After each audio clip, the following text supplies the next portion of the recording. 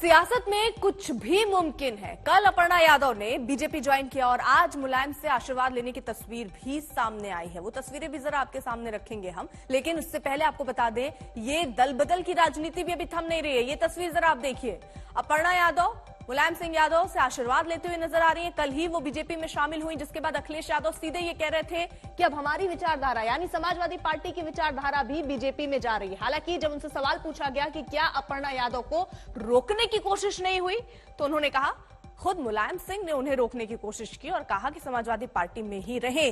अब ये कलह, ये विवाद क्यों?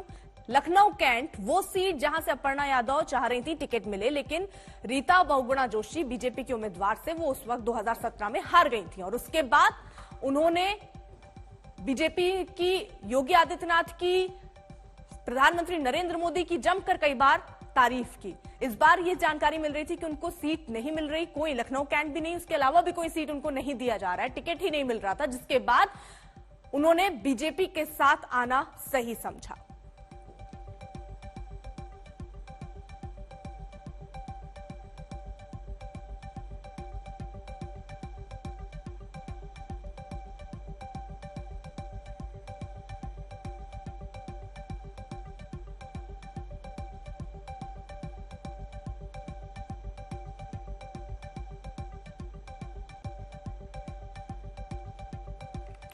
यूपी चुनावों की तारीख जैसे जैसे करीब आ रही है, सियासी सरगर्मियां तेज होती जा रही हैं, तस्वीरें साफ होती जा रही हैं, राजनीतिक दलों की रणनीति अमल में आने लगी है।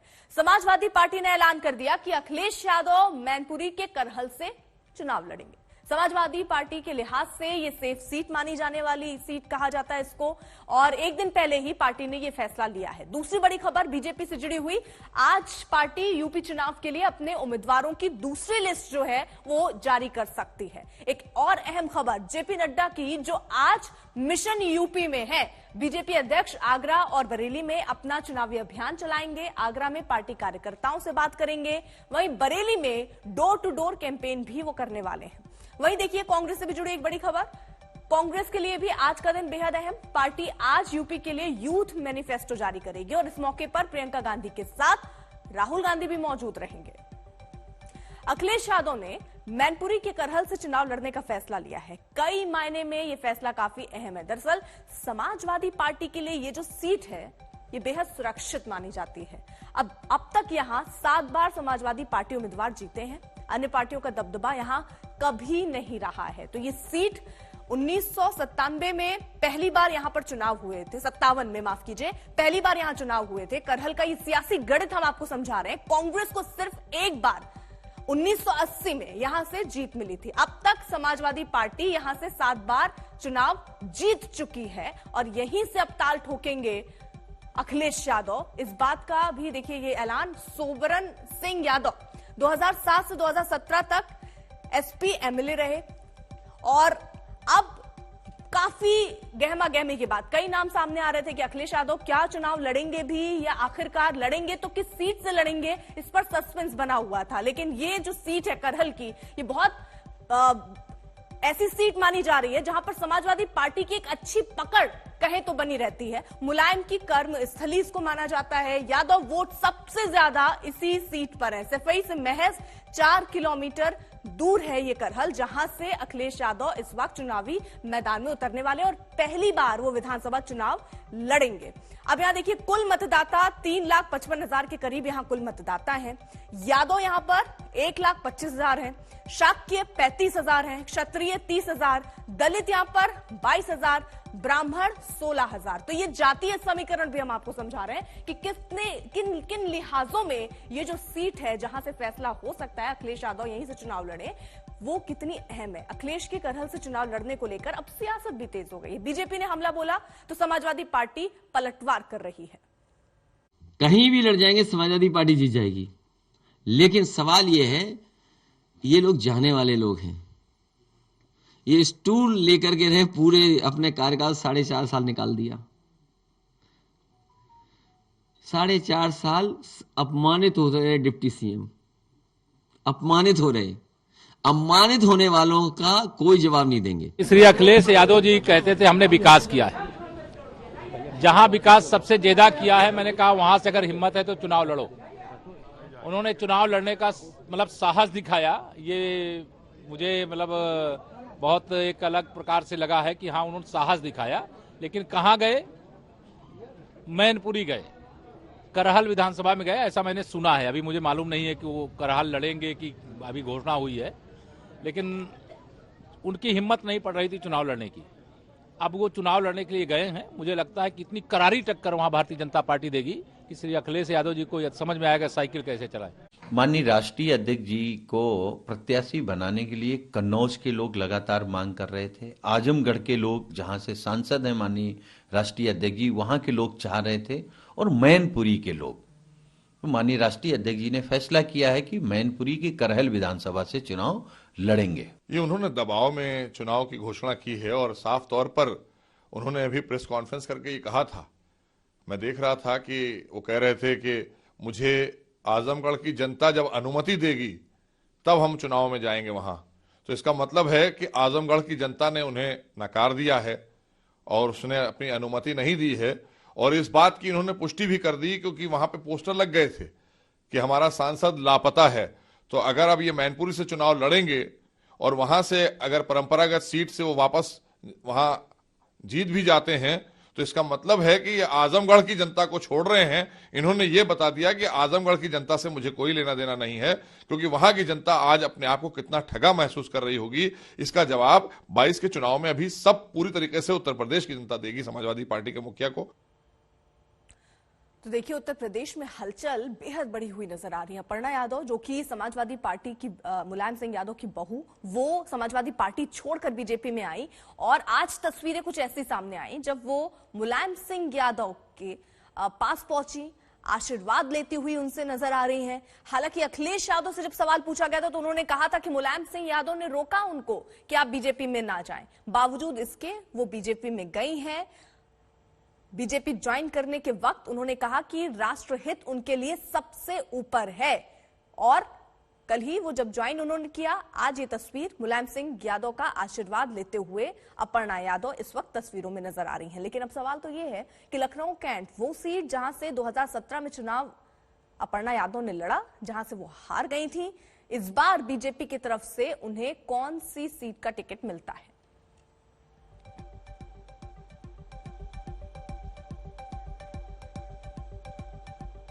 अब सियासी वार पलटवार के बीच एक बात तो साफ हो गई कि इस बार यूपी में 2 सीटें सबसे अहम हैं। एक तो खुद सीएम योगी की सीट गोरखपुर शहर और दूसरी सीट है मैनपुरी की सीट करहल, जहां से खुद अखिलेश यादव चुनावी मैदान में हैं।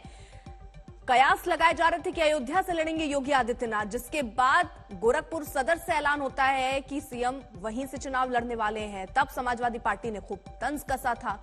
उसके बाद यह ऐलान हुआ कि अखिलेश यादव चुनाव लड़ेंगे, फिर यह हुआ कि किस सीट से लड़ेंगे, फिर जब खबर आई कि करहल से वो लड़ने वाले हैं तो अब अखिलेश यादव पर बीजेपी हमलावर है। और इसी बीच एक बड़ी खबर, यूपी में तेज होती सियासत के बीच मुख्यमंत्री योगी आदित्यनाथ ने समाजवादी पार्टी पर एक बड़ा हमला बोला है। उन्होंने आरोप लगाया कि समाजवादी पार्टी दंगाई प्रेमी और तमंचावादी है। सीएम योगी का सीधे सीधे निशाना समाजवादी पार्टी पर, और उन्होंने यह आरोप लगा दिया समाजवादी पार्टी पर कि दंगाई प्रेमी है और तमंचावादी है समाजवादी पार्टी। शिल्पी सेन हमारे साथ, हमारे सहयोगी इस वक्त जुड़ चुकी हैं। शिल्पी, कुल मिलाकर ये वार और पलटवार का सिलसिला चुनाव तक तो थमेगा नहीं और ऐसे ही कुछ बयानबाजियां आती रहेंगी। शुरुआत देखिए योगी आदित्यनाथ ने भी कर दी। बिल्कुल अर्पिता, देखिए कहने को तो वर्चुअल प्रचार है, लेकिन जिस तरह से सियासी तीर दोनों तरफ से चल रहे हैं, सत्तारूढ़ बीजेपी की तरफ से भी और विपक्ष की तरफ से भी, तो आप ऐसा कह सकती हैं कि कहीं ना कहीं ये जो गर्मी है माहौल में ये बनी रहेगी। ये सियासी गर्मी है। हालांकि उत्तर भारत में बहुत ठंड है, लेकिन उसके बावजूद आप देख रही हैं कि किस तरह से वार पलटवार हो रहा है। अभी सीएम ने कहा है, और यही नहीं, बीजेपी के जितने कैंपेन हैं, जितना चाहे हम प्रचार गीत की बात करें, चाहे वो वीडियोज की बात करें, उसमें भी समाजवादी पार्टी को कहीं ना कहीं इसी फ्रेम में दिखाया गया है। और जिस तरह से पल पल घटनाक्रम बदल रहा है, पहले ये कयास लगाया जा रहा था कि अखिलेश यादव कहां से चुनाव लड़ेंगे, आपने विस्तार से बताया कि करहल से लड़ेंगे।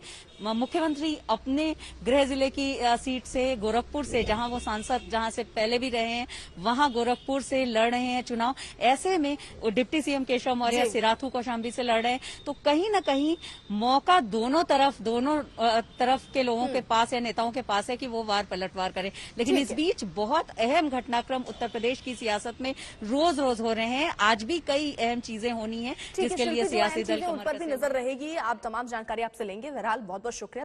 कोरोना के घटते आंकड़े को देखते हुए दिल्ली सरकार ने वीकेंड कर्फ्यू हटाने का फैसला लिया। इसके साथ ही बाजार में दुकानें खोलने को लेकर और इवेंट सिस्टम भी खत्म होगा। और इस मामले में दिल्ली सरकार ने प्रस्ताव पास करके एलजी के पास भेजा है। याद होगा जब ये सारी पाबंदियां लगाई जा रही थी तभी अरविंद केजरीवाल ने साफ किया था कि जैसे ही स्थिति थोड़ी नॉर्मल होती है सबसे पहला काम वो इन पाबंदियों में थोड़ी छूट देंगे। और कुछ वैसा ही अरविंद केजरीवाल करते हुए एलजी को बकायदा प्रस्ताव भेज दिया गया है। और जल्द ही अब ये जानकारी कि ऑड इवेंट से जो दुकानें खुल रही थी वो सिस्टम भी खत्म होगा।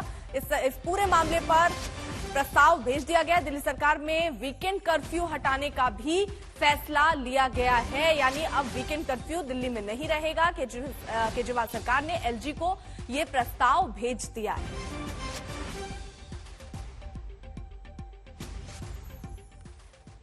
अब बात जरा कोरोना की भी कर लेते हैं। कोरोना के नए जो केस हैं वो अब डरा रहे हैं। 24 घंटे में कोरोना के 3,47,254 नए मरीज आए हैं। कल से करीब 30,000 का इजाफा है।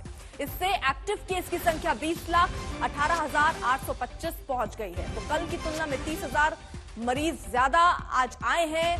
और इसी के साथ साथ अब खतरा भी बढ़ता हुआ नजर आ रहा है। ये 5 राज्य हम आपको दिखा रहे हैं जहां पर कोरोना मीटर सबसे हाई है। सबसे ऊपर इस वक्त आपको कर्नाटक नजर आ रहा है, 47,000 के करीब के आंकड़े। केरल दूसरे नंबर पर, महाराष्ट्र अब तीसरे नंबर पर खिसक गया। याद होगा महाराष्ट्र पहले नंबर पर था लेकिन वहां थोड़े केसेस अब कम आने शुरू हुए हैं। या ये भी कह सकते हैं कि कर्नाटक और केरल में केसेस अब ज्यादा आ रहे हैं। तमिलनाडु यहां चौथे नंबर पर और गुजरात 5वें नंबर पर। दिल्ली भी इसमें ऐड था लेकिन जिस तरीके से दिल्ली में कम हुए हैं केसेस, पाबंदियों में भी छूट की बात कही जा रही है। ऐसे ही सबसे खतरा कर्नाटक, केरल और महाराष्ट्र में बने हुए हैं जहां पर केसेस 40,000 से ऊपर आ रहे हैं।